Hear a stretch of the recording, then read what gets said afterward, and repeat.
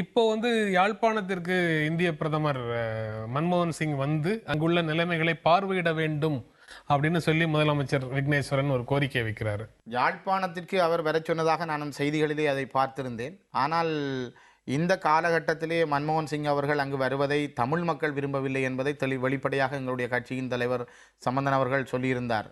நாங்கள் காமன்வெல்த் மாநாட்டுக்கு இந்திய தலைவர்கள் பங்கு கொள்வதையோ அல்லது இந்திய தலைவர்கள் வருவதையோ இந்த நேரம் காமன்வெல்த் மாநாடு நடைபெறுகின்ற பொழுது ஈழத்தமிழர்கள் தங்களுடைய வலிகளையும் சுமைகளையும் சோகங்களையும் சுமந்து வாழுகின்ற காலத்தில் அவர்கள் விரும்பவில்லை என்கிற கருத்தை மிக வெளிப்படையாக அவர் சொல்லியிருந்தார். காமன்வெல்த் மாநாட்டில் இந்தியா சார்பாக யாருமே பங்கேற்க கூடாது அப்படிங்கிறது தான் தமிழ் தேசிய கூட்டமைப்பினுடைய விருப்பம். தமிழ் மக்களுடைய விருப்பம் எதுவோ அவர்களால் தெரிவு செய்யப்பட்ட பிரதிநிதிகளான எங்களுடைய விருப்பமும் அதுவாகத்தான் இருக்க முடியும். ஏனென்றால் தமிழ் மக்கள் இன்றைய நிலையில் தாங்கள் அழிக்கப்பட்டு கொண்டிருக்கிறோம், அவர்களுடைய நிலங்கள் சுவீகரிக்கப்பட்டு கொண்டிருக்கிறது, அவர்கள் சொந்த நிலங்களிலே வாழ முடியாமல் அகதிகளாக வாழ்ந்து கொண்டிருக்கிறார்கள், அவருடைய வாழ்வியல்கள் கேள்விக்குட்படுத்தப்பட்டிருக்கின்றன, கலை பண்பாட்டு ரீதியாக மொழி ரீதியாக நில ரீதியாக அவர்கள் சிதைக்கப்பட்டு கொண்டிருக்கிறார்கள். ஆகவே ஒரு இன சுத்திகரிப்பு என்பது பல வடிவங்களில் ஒரு கட்டமைக்கப்பட்ட ஸ்ட்ரக்சரல் ஜெனோசைட் என்பது நடந்து கொண்டே இருக்கிறது. கருத்தடைகள் கூட மிக வேகமாக தமிழர்கள் மீது தான் மேற்கொள்ளப்படுகிறது. 2 குழந்தைகள் இருந்தால் அவர்கள் 10 வருடங்கள் நீங்கள் குழந்தைகளை பெற்றுக்கொள்ள வேண்டிய அவசியம் இல்லை என்று அவர்களுக்கு மூலச்செலவை செய்யப்பட்டு கருத்தடை செய்கின்ற விஷயங்களும் நடைபெறுகின்றன. அதனை விட பல அடிப்படையிலே அங்கு வாழுகின்ற மக்களுடைய இயல்பான வாழ்க்கை, தொழிலின்மை, அவர்கள் தொழிலுக்காக வேறு இடங்களை நாடி செல்வது, ஆஸ்திரேலியா போன்ற நாடுகளுக்கு போவதற்கான தூண்டுதல்களை உருவாக்குவது, இவையெல்லாம் அந்த இனத்தினுடைய குறிப்பாக ஆண்களை தூண்டிவிட்டால் அங்கு பெண்களுடைய தொகை குறையும். இருக்கிற பெண்களையும் அவர்களுடைய பெண்கள் இளைஞர்கள் மீது அவர்களை விபச்சார தொழில்களில் ஈடுபடுத்துவதற்கு முனைவது அல்லது அவர்களை வேறு திசைகளில் அவர்களை கொண்டு செல்வது, இவையெல்லாம் ஒரு இனத்தினுடைய கட்டமைப்பை சிதைப்பதற்கான நடவடிக்கைகள். ஆகவே இந்த நிலையில் இந்தியாவினுடைய வருகை என்பதை தமிழ் மக்கள் விரும்பவில்லை என்பதைத்தான் நாங்கள் தெளிவாக சொல்கிறோம். இந்த மாதிரியான நிலைமைகளை இந்திய அரசுக்கு தெரிவிக்கிறதுக்காக, இந்த நிலைமைகளை பார்த்து தெரிந்து கொள்ளட்டும் அப்படிங்கிறதுக்காக தான் விக்னேஸ்வரன் இந்திய பிரதமரை யாழ்ப்பாணம் வடபகுதிக்கு வாங்க அப்படின்னு கூப்பிடுறாரா? அவர் அழைத்ததுன்ற நோக்கம் என்னவாக இருக்கலாம் என்று எனக்கு தெரியவில்லை. அவர் இருக்கலாம், அவர் இங்கு நடக்கின்ற விடயங்களை அவர் சொல்வதற்கு. ஆனால் இந்தியாவிலே இருக்கிற தலைவர்களுக்கு இந்த விடயங்கள் தெரியாமல் இல்லை. ஏனென்றால் இந்தியாவினுடைய ஒரு துணை தூதரகம் யாழ்ப்பாணத்தில் இருக்கிறது. அங்கு யாழ்ப்பாணத்தில் வடக்கில் கிழக்கிலே நடைபெறுகின்ற அனைத்து விடயங்களும் ஒவ்வொரு நொடி பொழுதிலும் இந்திய உயர்ஸ்தானிகருக்கோ அல்லது இந்திய அதிகாரிகளுக்கோ உடனுக்குடன் தெரிந்த விடயங்களாக இருக்கின்றன. ஆகவே இவற்றை இந்த நேரத்தில் நாங்கள் அவரை அழைத்திருக்கிறோம் என்பதற்கு அப்பால் நாங்கள் அறிய வேண்டிய விடயங்களை நான் நினைக்கிறேன். பல இந்திய பாராளுமன்ற உறுப்பினர்கள் வந்திருக்கிறார்கள், இந்திய பத்திரிகையாளர்கள் வந்திருக்கிறார்கள், இந்தியாவுடைய பல தலைவர்கள் வந்திருக்கிறார்கள். ஆகவே அவர்கள் பார்த்திருக்கிறார்கள். இந்த தமிழர்களை பொறுத்தவரை கடந்த காலங்களில் இந்தியாவினுடைய நிலைப்பாட்டுக்கு அப்பால் இந்தியாவில் இருந்த பல தலைவர்கள் எடுத்த முடிவுகளில் சறுக்கல்கள் அல்லது பின்னடைவுகள் இருந்திருக்கலாமே தவிர இப்பொழுது இந்தியாவிலே சற்று முன்னேற்றமான நிலைமைகள் தோன்றி இருக்கின்றன. அது தமிழ்நாட்டில் ஏற்பட்டிருக்கிற மாற்றங்களாக இருக்கலாம் அல்லது அதன் அடிப்படையிலே இந்திய மத்திய அரசில் கூட மாற்றங்களை கொண்டு வந்திருக்கலாம்.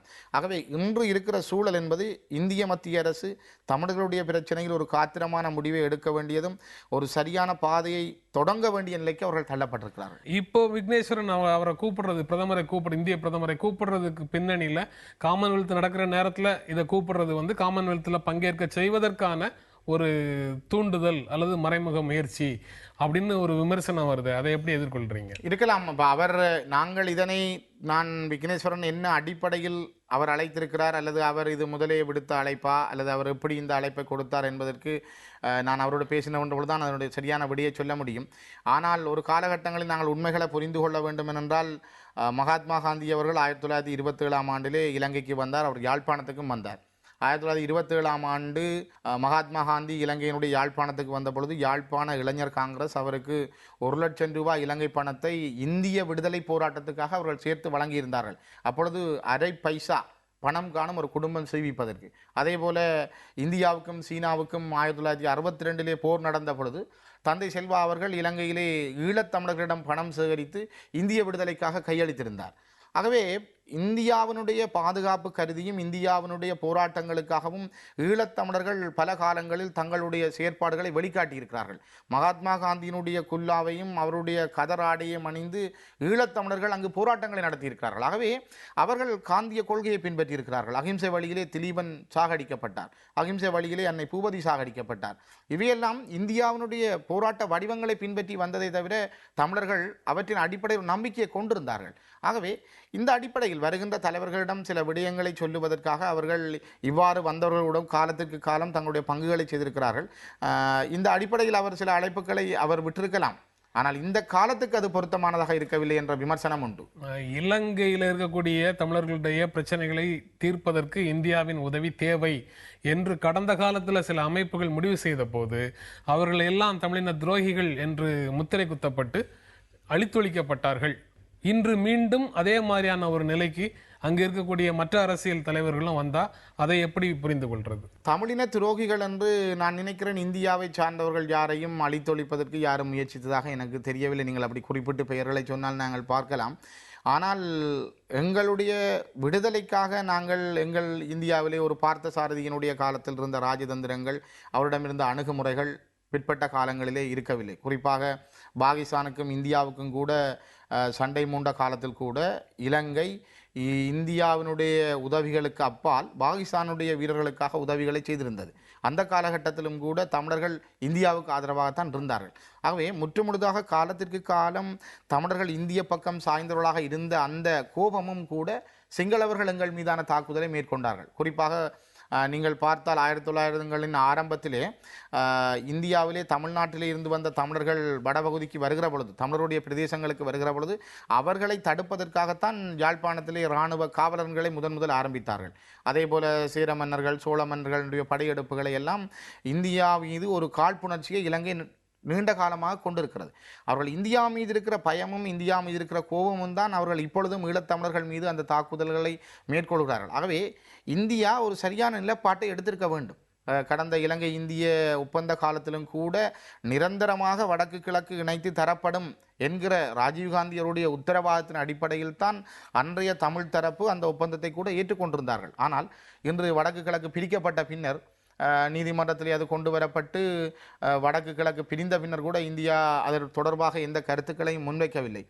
இது ஒரு நீண்ட கால போராட்டமாக இருக்கின்ற விடயத்திலே இந்தியாவினுடைய பங்கு காத்திரமானது. ஆனால் இந்தியா அதிலே சில சர்க்கிள்களை விட்டு கொண்டு செல்கிறது என்கிற ஒரு விமர்சனமும் ஏக்கமும் தமிழ் மக்களிடம் இருக்கின்றது. வெற்றி மமதையில் இருந்த ராஜபக்ச குடும்பம் அவர்கள் தங்களுடைய வெற்றி விழாக்களை தமிழ் மக்களுக்கு எதிரான விழாக்களாக அவர்கள் இலங்கை பூராக கொண்டாடினார்கள். இன்று சர்வதேசம் சொல்லுகிறது, இந்தியா சொல்லுகிறது, அமெரிக்கா சொல்லுகிறது, இருப்பதையாவது தக்க வைப்பதற்கு நீங்கள் இந்த தேர்தலிலே போட்டியிடுங்கள் என்று. நாங்கள் விருப்பத்தோடு இந்த தேர்தலிலே போட்டியிடவில்லை. சேனல் 4 வெளியிடக்கூடிய காணொளிகள் ஒரு திட்டமிட்டு இலங்கையில் குழப்பத்தை விளைவிப்பதற்காக வெளியிடப்படுகின்றன அப்படின்னு ஒரு ஆவணம் இலங்கையினுடைய டிஃபென்ஸ் சைட்டில் இருக்கு.